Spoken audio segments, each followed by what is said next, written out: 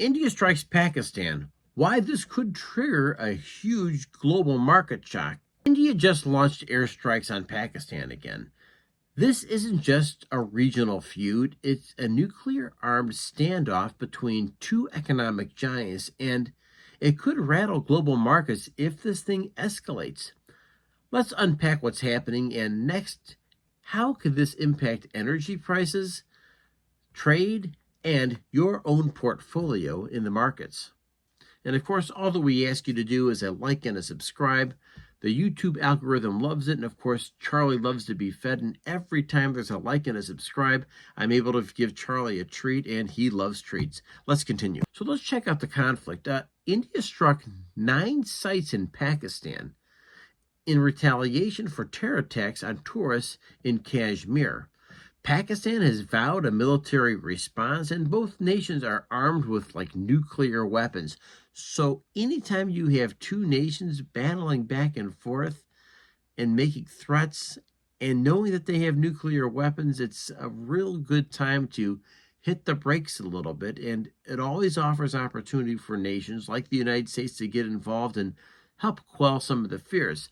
The United States is quietly stepping in to help cool these tensions.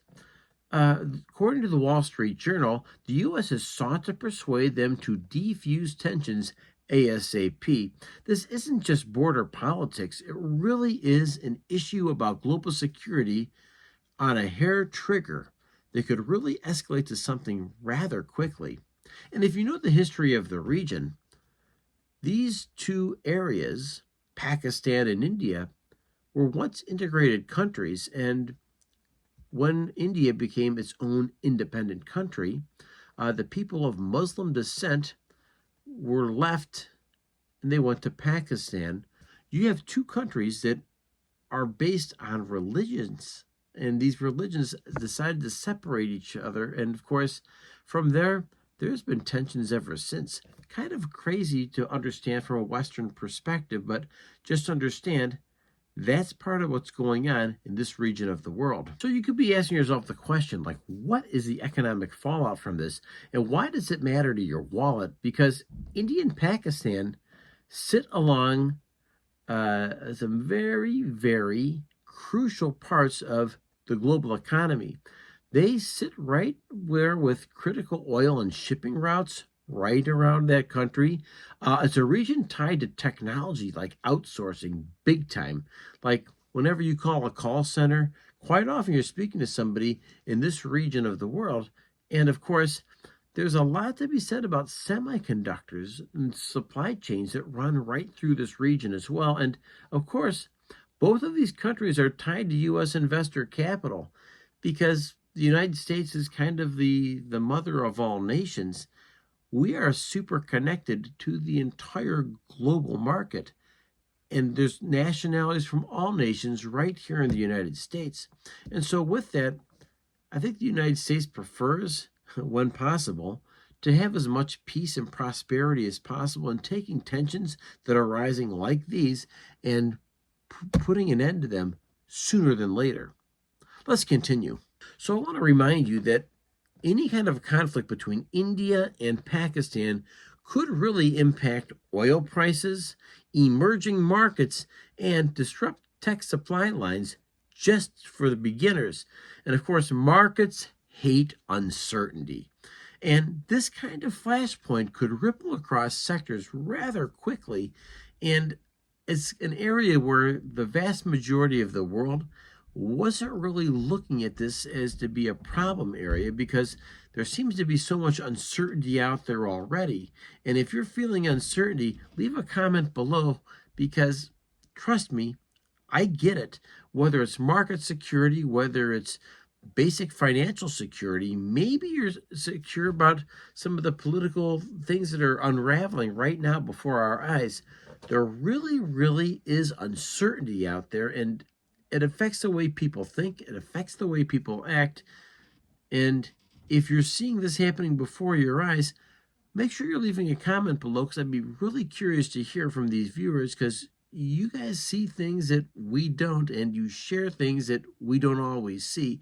So your comments really do matter on this channel. So let's talk about some of the political risk here because there is a hidden layer. Modi's party in India is really rallying nationalist support.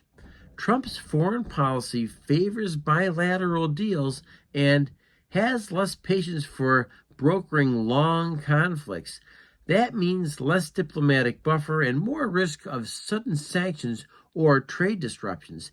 If you're invested in global ETFs, tech, or energy, this story really does affect your investments. So you may be asking yourself the question, what's next? I'm glad that you're asking that question. It's an important thing to be at the end of this video.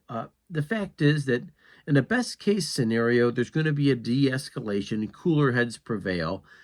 And once again, we don't want nuclear powers fussing with each other, correct? Worst case, there could be some kind of a regional conflict that spooks global markets. What do you think? Is this just political posturing or is this a real flashpoint? And if you're of Indian descent, I've had some really, really wonderful conversations with people from Indian descent. As a matter of fact, they were the ones that told me that bin Laden was in Pakistan all along, and I didn't want to believe it. I'm like, what are you guys talking about? Oh, no, no, no. You can't trust Pakistan. And I've got to be honest with you, I've met some wonderful human beings from Pakistan, but darn it, India was right.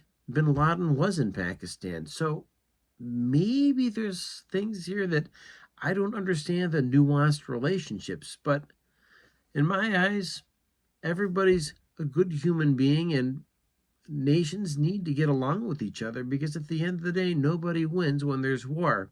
With that, ladies and gentlemen, remember to leave a comment, a like, and a subscribe. Help me feed Charlie, and I want to remind you that the biggest battle we're fighting is the one between our ears. Stay healthy day to day, and remember, go ahead and celebrate your victories, and I'll catch you in the next video. Thank you.